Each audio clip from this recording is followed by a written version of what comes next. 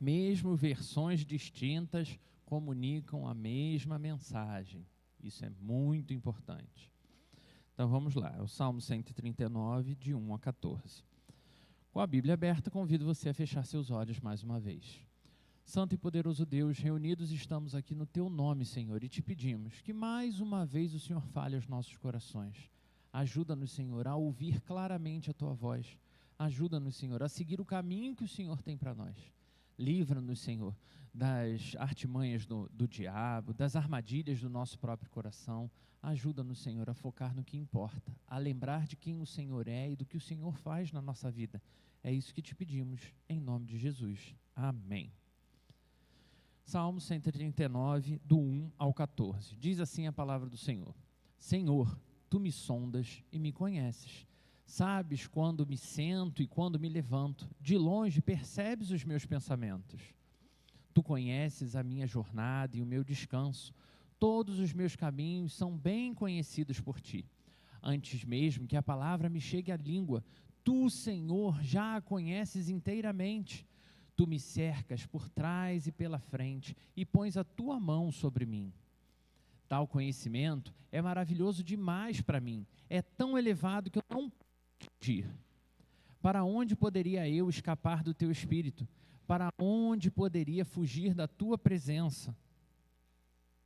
Se subir aos céus, lá estás. Se eu fizer a minha cama no Sheol, também lá estás. Se eu tomar as asas da alvorada e morar nas extremidades do mar, mesmo ali a tua mão me guiará e a tua mão direita me susterá.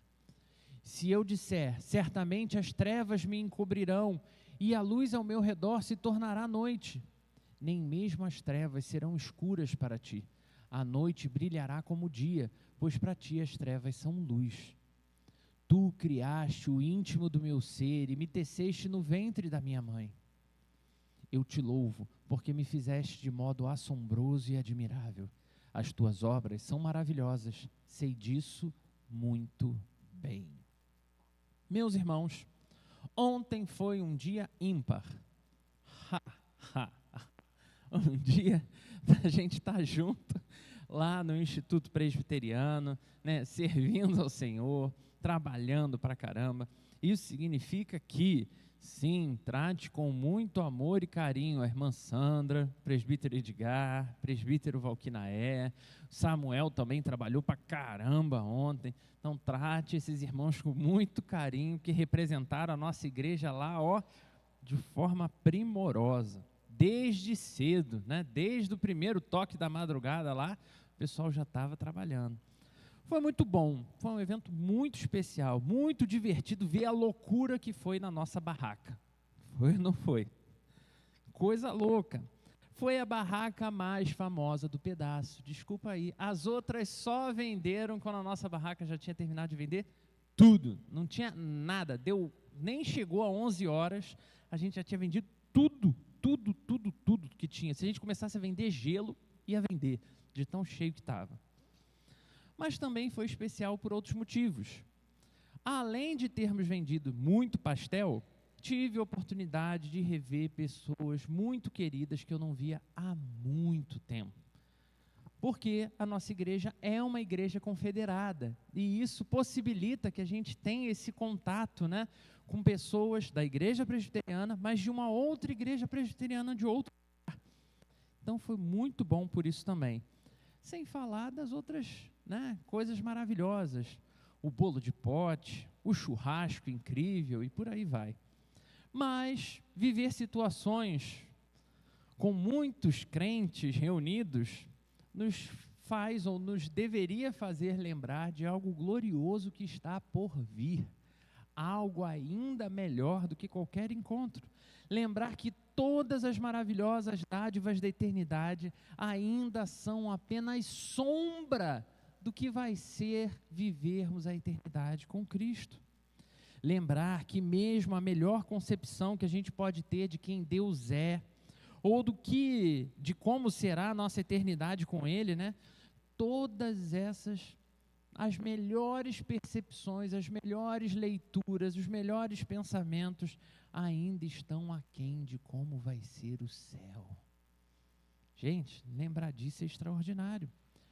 E às vezes, a nossa vida está tão cheia de luta, de dificuldade, de problemas, a gente até chegou a comentar um pouco sobre isso ontem, que a gente acaba deixando de focar nas coisas certas. E a gente acaba inclinado para as coisas que são apenas um detalhe da vida, que pode estar muito ruim, mas é apenas um detalhe. Por isso hoje, irmãos, aqui reunidos, teremos alguns momentos focados exatamente nisso. Nisso o quê? Relembrar. Relembrar. Relembrar o quê? Relembrar quem é o nosso Deus. Relembrar quão grande é esse Deus e quão poderoso Ele é. Relembrar que as lutas e sofrimentos desse tempo presente não definem a nossa eternidade. Relembrar que Jesus Cristo, nosso Senhor, vive, reina e mais do que nunca, Ele voltará. Por isso, podemos ler esse Salmo 139 com tanto prazer, com tanto vigor. Eu preciso te lembrar que esse salmo em particular, o 139, é um dos salmos atribuídos a um personagem que a gente ama, o tal do rei Davi, ou chamado rei poeta de Israel. Ele não está apenas compondo mais uma música nesse salmo, mas derramando diante de Deus a consciência da grandeza que o seu poderoso Deus tem. O salmo acaba sendo extrema... Troco aqui. O salmo... o outro estava com a voz mais celestial, hein? Tá vendo? Ela também achou. O salmo é profundamente pessoal, cheio de intimidade, com nuances do relacionamento próprio de Davi com Deus, como uma oração que vai brotando no meio de um coração, entendendo que Deus está em tudo, tanto nas coisas boas quanto nas coisas ruins. O povo que o ouvia vivia em constante tensão. É só a gente lembrar, o período de Davi no fim da vida foi mais razoável, mas durante todo, desde que Davi recebe lá a unção e durante todo o seu reinado, a coisa é caos, guerras, injustiças, perseguições. Mas o que Davi nos mostra é que mesmo nesse universo caótico, ele conseguia encontrar descanso ao se lembrar de quem Deus é. Assim como falamos antes, em meio a tanto barulho da vida, quando a gente falou do panelaço, assim como a gente falou no início do culto hoje, sobre eventos, que a gente está em festa, que a gente vive muita coisa, muito corre-corre, muita atividade das nossas rotinas, esse texto também nos convida a fazer esse mesmo exercício, parar e relembrar. Deus é um Deus que nos conhece, Ele é um Deus que está presente em absolutamente todos os lugares. Ele é um Deus que nos criou com propósitos específicos e Ele vai cobrar. Por isso, a gente pode começar refletindo, focando no versículo 1. Dá uma olhadinha para o versículo 1, que tem um monte de música que fala desse texto. Versículo 1, Senhor, Tu me sondas e me conheces. O que isso significa, meu irmão? O que isso significa, minha irmã? Deus conhece cada passo, cada palavra, cada pensamento, antes mesmo que saia da sua boca. Não é um conhecimento superficial do que Deus pode conhecer de você, mas a gente está falando de um conhecimento aqui completo, integral. Nada, absolutamente nada, nenhuma parte de você está oculto a Deus. Eu sei, eu também me comporto assim às vezes, porque Deus vê tudo, Deus sabe tudo. E isso nos leva ao nosso ponto 1 de reflexão dessa manhã. Anota aí para a gente conversar na quarta-feira. Ponto 1, relembrar que Deus nos conhece profundamente. Relembrar que Deus nos conhece profundamente. E aqui a gente começa a ver um contraste muito grande entre o que a palavra está propondo e o que a gente vê na nossa vida comum, no dia a dia. Porque a gente vive numa era de superficialidade, quase que eu erro a palavra. onde as pessoas nos julgam, e nos julgam baseadas em quê? Na aparência. Nos julgam baseados nas suas publicações nas redes sociais, nos julgam pelos nossos resultados visíveis. Ah, você está enriquecendo? Então deve estar fazendo algo certo, que Deus está abençoando. Ah, o seu negócio está difícil? E você deve estar em pecado, deve ter fizeram algum trabalho para você.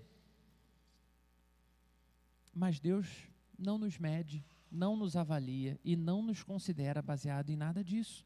Ele nos conhece de verdade, melhor até do que nós mesmos. E isso, meu irmão, minha irmã, é assustador, porque Ele vê absolutamente tudo, até os pecados que você finge que não pensou, está lá, Ele viu. Só que Ele não só usa esse poder para ver as nossas fraquezas, como muitos de nós faz, para depois jogar na cara, né? Deus vê, Deus conhece, e ainda assim Ele permanece conosco, nos consolando, nos transformando. Ele não se engana sobre nós. O que Ele faz é expressar o seu glorioso amor, apesar de todas essas coisas. Deus não só não nos pune como a gente merecia pelos nossos pecados, pelos nossos pensamentos, pelos nossos desejos, como Ele ainda nos presenteia com coisas que a gente sequer merece receber. Eu fiquei pensando, né, como deixar isso bem claro, seria mais ou menos como na época da escola, você não estudar nada, tirar só nota ruim, e quando você trazer o seu boletim cheio de nota ruim, seu pai e sua mãe falar assim: que lindo, meu filho, vou comprar um presentão para você. É mais ou menos essa a lógica que a gente tem. Mas saber disso precisa de verdade nos levar a refletir, irmãos.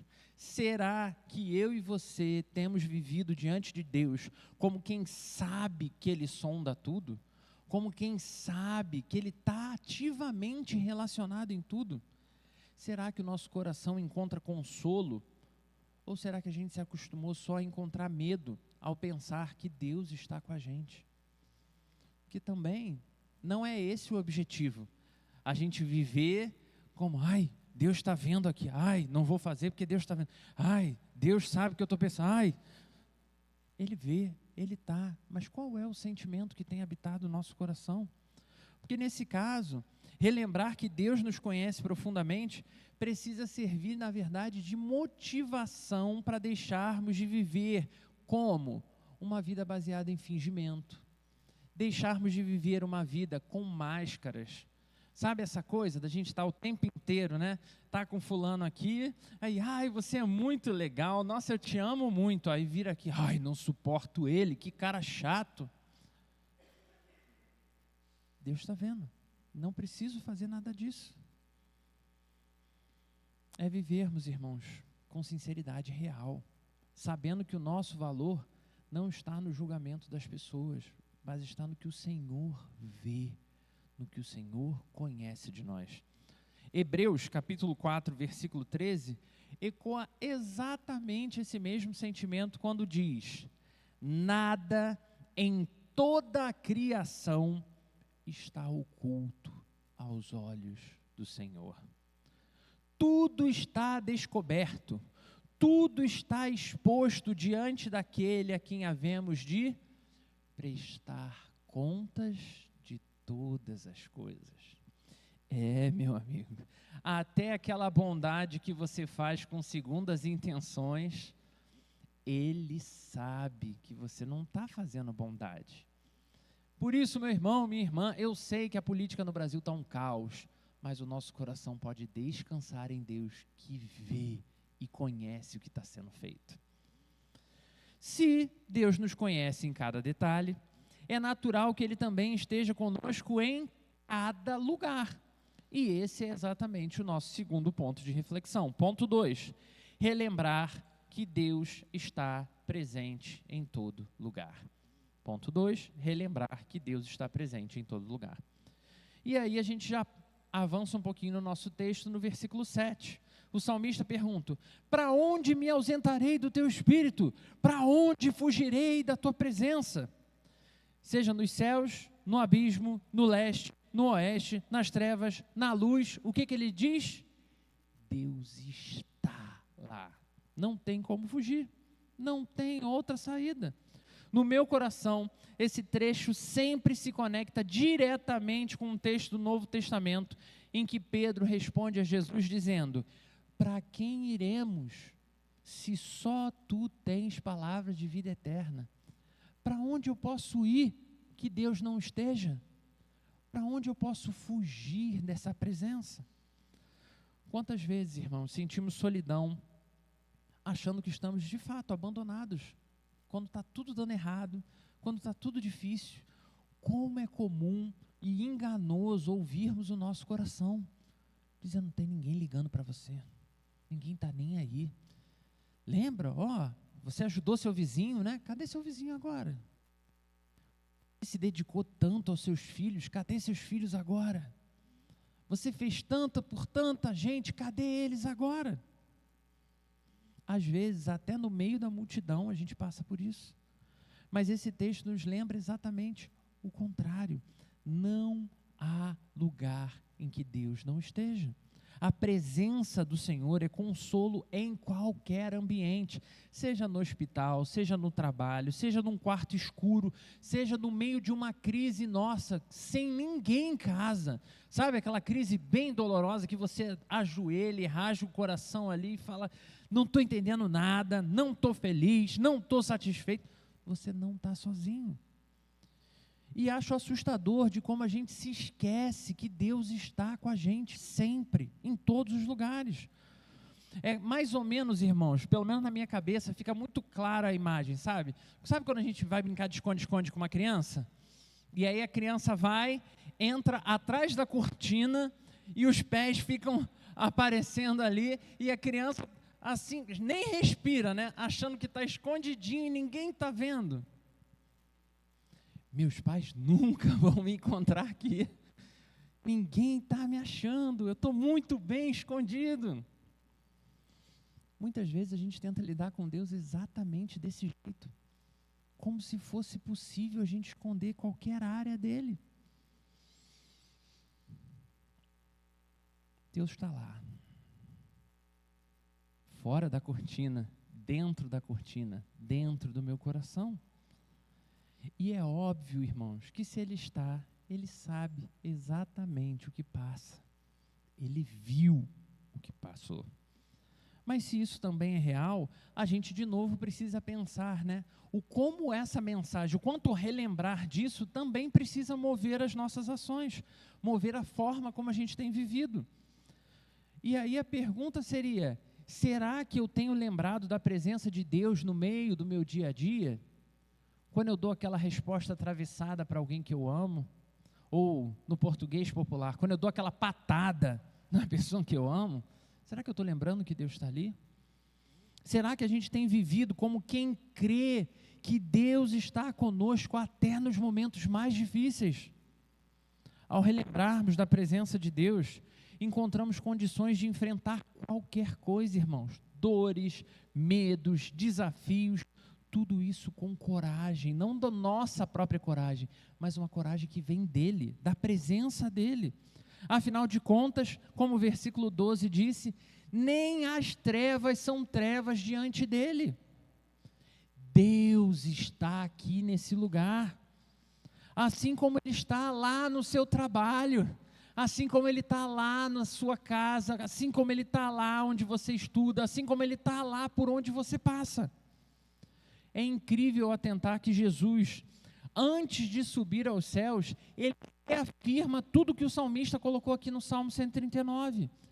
Ele diz o seguinte: e eis que estarei convosco todos os dias, até a consumação dos séculos. E isso não quer dizer que Ele vai estar até lá e lá acabou. Não, Ele vai até lá. E lá é uma eternidade que não mais é afetada por nada que a gente conhece. É isso que Jesus lembra o seu povo quando comunica isso em Mateus 28. Mas se Deus nos conhece, e se Deus está realmente presente em todo lugar, há algo mais profundo que eu e você precisamos relembrar. pois Ele mesmo nos criou sempre com um propósito, todas as vezes com um objetivo. E esse é o nosso ponto 3, relembrar que Deus nos criou com propósito eterno. Relembrar que Deus nos criou com propósito eterno. Versículo 13 e 14. Tu formaste o meu interior, tu me teceste no ventre da minha mãe. Eu te louvo porque me fizeste de modo especial e admirável. O salmista aqui reconhece que a sua existência não é fruto do acaso. Eu sei, talvez seu pai não tenha te planejado, nem sua mãe tenha te planejado. Talvez você tenha parecido, a história que você acostumou a ouvir é que você é um acidente, que você aconteceu. Em muitos casos, vemos famílias até que inclusive tentaram impedir disso acontecer. Mas no plano de Deus você já estava lá. Por isso você está aqui conosco. Muitos vivem, exatamente perdidos porque não entendem o propósito que Deus tem para a sua vida. Em meio às dores, em meio às crises, facilmente esquecemos, irmãos, que a nossa vida não só tem valor, como ela tem um propósito. Sabe quando você compra alguma coisa que vem desmontada, e aí tem todas as peças ali? Empresa nenhuma manda peça sobressalente. Pode até, muito eventualmente, acontecer, mas certamente não é uma peça cara que vem extra. Todas as peças são importantes. No plano de Deus não existe ninguém sem função, nenhuma peça sem objetivo. Muitos vão viver e se acostumar a viver a sua vida se comparando. E quando a gente começa a se comparar, é fácil a gente se achar inútil. É fácil a gente achar que, poxa, com tanta gente importante, relevante aí, Deus vai me usar para quê? Para que Deus precisa de mim? Mas precisamos relembrar, fomos feitos imagem e semelhança do próprio Deus. E em Cristo nós somos recriados para viver a eternidade com Ele. Podemos nos perguntar então, e de novo com sinceridade, diante de Deus, com o nosso coração aberto, se Deus realmente tem um propósito para mim. Será que eu tenho respondido pessoalmente? Será que eu tenho vivido como alguém que crê que foi criado por Deus? Será que eu tenho vivido como alguém que foi criado para que as minhas obras, os meus pensamentos, os meus feitos sejam para apontar para Deus? Ou ainda, será que eu me comporto como se Deus fosse irrelevante nas minhas escolhas e na minha história? Sabe aquela história? Minha vida, em cada escolha e atitude, de fato, tem apontado sempre, todas as vezes, para quem é o dono do trono do meu coração. Então, será que as minhas escolhas, os meus pensamentos, os meus desejos, quando eu tenho realmente um tempo livre, quando eu posso decidir, quando eu posso escolher, será que as minhas escolhas têm apontado para o Criador que me formou com amor, com propósito, que está comigo em todas as situações? Ou tem apontado apenas para os desejos do meu próprio coração, dizendo que eu acho, eu acredito, eu decido ser o meu próprio dono? E aí, meu irmão, é quando a gente começa a escolher só o que me interessa e esqueço do resto. É quando a gente começa a viver o que é importante para mim e não o que é importante para Deus. Ou ainda, é quando a gente começa a tomar decisão sem nem mais consultar Deus, porque afinal de contas, Ele não importa tanto assim. Quando lembramos que fomos feitos por Deus, nossa vida ganha nova dignidade. O nosso coração se enche de gratidão e passamos a entender e discernir que temos uma missão. E se eu não entendo a minha missão, eu preciso buscar na palavra de Deus qual é essa minha missão. A gente aprende a descansar no propósito divino e não nas nossas circunstâncias. Teve uma quarta-feira aqui, há umas semanas atrás, que a gente estava conversando e foi incrível, irmãos. Todo mundo endividado, todo mundo doente, todo mundo com dificuldade. E a gente confiando em Deus. Enquanto lá fora a gente vê um monte de gente desesperado, sabe, o que eu vou fazer na minha vida? Eu vou acabar com a minha vida, eu não consigo mais dar passos. O Senhor enche o nosso coração de paz. não sei como eu vou fazer, mas eu estou fazendo o que está ao meu alcance. O que eu posso fazer? Trabalhar, economizar, tentar honrar meus compromissos. É o que está ao meu alcance e é isso que eu vou fazer. É sobre isso, irmãos, que Paulo vai escrever lá aos Efésios, no capítulo 2, versículo 10, nos lembrando, somos feitura dele, criados em Cristo Jesus para boas obras, as quais Deus de antemão preparou para que andássemos nelas. Paulo está fazendo exatamente o mesmo exercício que Davi nesse salmo. Ele está louvando a Deus porque compreende que a sua vida tem não só origem, mas destino planejado pelo Senhor. Assim também eu e você, meu irmão, eu e você, minha irmã, nós fomos criados, nós fomos redimidos em Cristo e caminhamos rumo a uma glória que é eterna, que não pode ser roubada, que não pode ser tirada de nós. Ou seja, quando lembramos que fomos criados por Deus e para Deus, não podemos esquecer que essa obra não parou lá atrás na criação, quando Ele fez o mundo. Não é só isso não. Mesmo sendo pecadores, não recebemos o castigo que nós merecíamos. Ele nos poupou disso, lançando sobre o próprio Cristo, e isso é misericórdia. Mas a Bíblia ainda nos garante que a gente recebe mais do que isso, muito mais do que isso. Recebemos em Cristo dádivas eternas, que jamais poderíamos conquistar por nós mesmos. E o nome disso é graça. Assim, irmãos, nossa vida não apenas recebe um propósito do próprio Deus, mas está e segue sustentada pelo amor que nos poupa, pelo favor que nos enriquece. É por isso que a gente pode sim, exatamente como o salmista, louvar ao Senhor com gratidão, com confiança, com segurança, sabendo que em Cristo somos chamados a viver sempre, cada dia da nossa história, para a honra e glória do nosso Senhor. Irmãos, hoje nós tivemos a oportunidade de relembrar. Relembrar quem lembra o ponto 1? Relembrar que Deus nos conhece profundamente. O ponto 2. Deus está presente em todo lugar. E o ponto 3. Deus nos criou com um propósito eterno.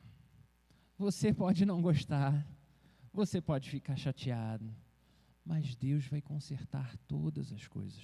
Relembrar isso é mais do que uma mera reflexão, irmãos. É viver com a esperança realmente centrada na pessoa de Jesus Cristo.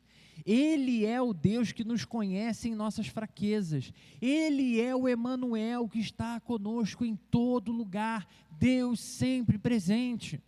Ele é o Senhor que recria o meu e o seu coração para vivermos a eternidade com Ele, com um propósito, não fechado em nós mesmos, mas para que os outros também possam receber a mesma dádiva. Para o crente, para o cristão, para o homem e mulher que já rendeu sua vida e seu coração a Jesus, essa é uma convocação a viver sim, com cada vez mais sinceridade, com mais confiança, com mais gratidão. Agora, isso também é um convite para o não crente. É um convite a entregar a sua vida àquele que já te conhece intimamente, mesmo quando você acha que ninguém vê.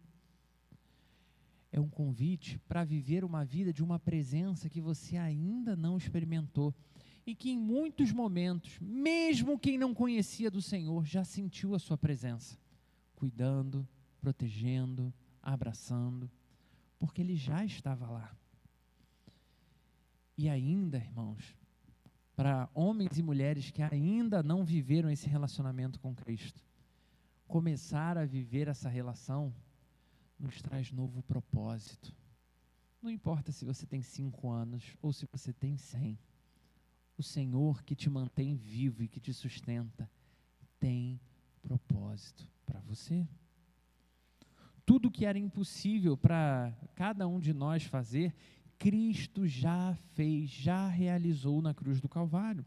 E tudo que ainda é difícil para nós, irmãos, Ele se compromete a fazer em nós e através de nós pela ação do seu próprio Santo Espírito. Mas, de fato, eu e você temos uma participação nesse processo.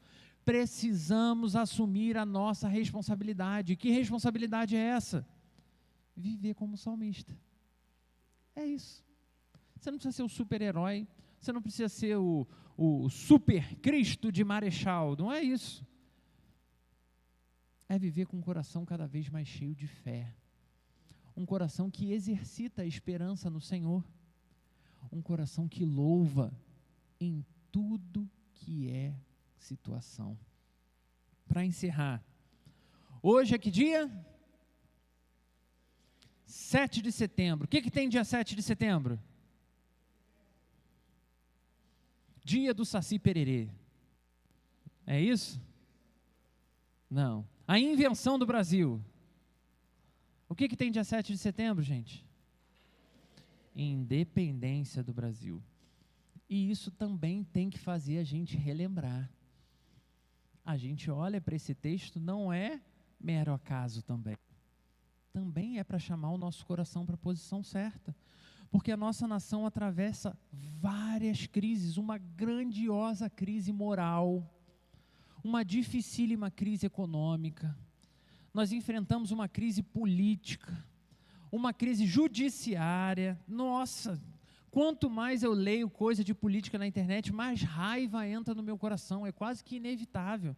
Tem semanas, às vezes, que eu pego e coloco assim: Senhor, essa semana eu não posso. Meu coração não tem condição de ler e pesquisar nada agora. Só me garante viver mais essa semana, Deus. Depois eu volto a ler, depois eu volto a pesquisar sobre isso. São muitas crises acontecendo, irmãos. Crises dificílimas, duras.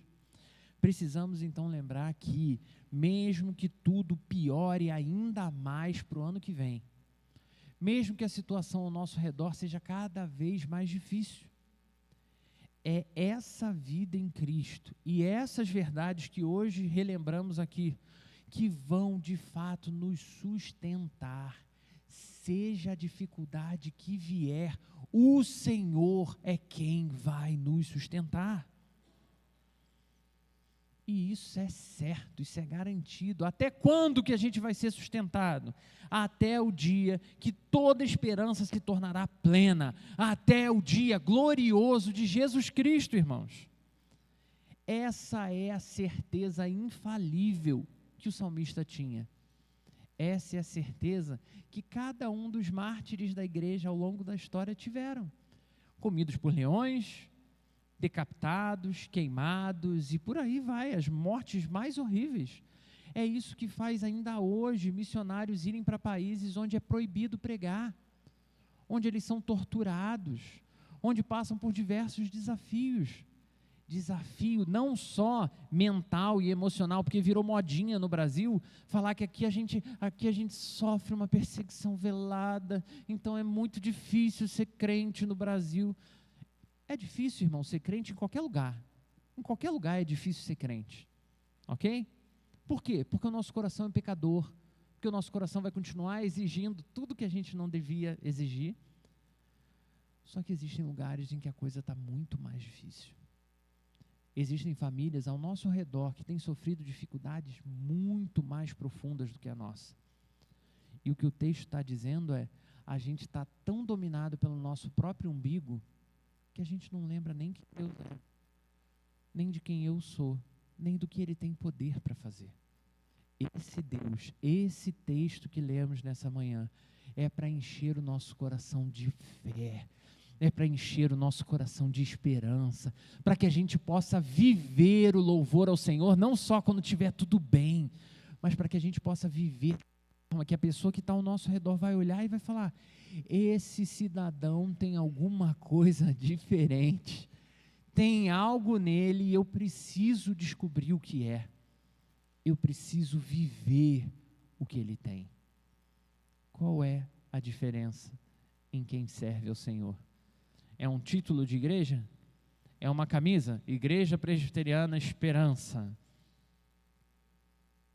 É de fato viver a vida para a glória de Deus. Você tem um propósito, você foi chamado para isso. Viva dessa forma, para a sua alegria e para a glória do Senhor. Convido você a fechar os seus olhos. Vamos falar mais uma vez com o nosso Deus. Santo e poderoso Deus, louvamos o Teu nome, Senhor, porque o Senhor é esse Deus sempre presente, esse Deus que nos ama, esse Deus que nos conhece profundamente, esse Deus que nos dá propósito. Antes mesmo, Senhor, da gente ser alguma coisa, o Senhor já nos conhecia e já tinha planos para nós. Obrigado, Senhor, porque mesmo quando parece que estamos sozinhos, o Senhor não nos abandonou. Ajuda-nos, Senhor, nessa manhã a relembrar de todas essas coisas. Ajuda-nos disso, confiarmos no Senhor e no seu plano. Ajuda-nos, Senhor, a vivermos cada dia para a Tua honra, para a Tua glória, em nome de Jesus. Amém.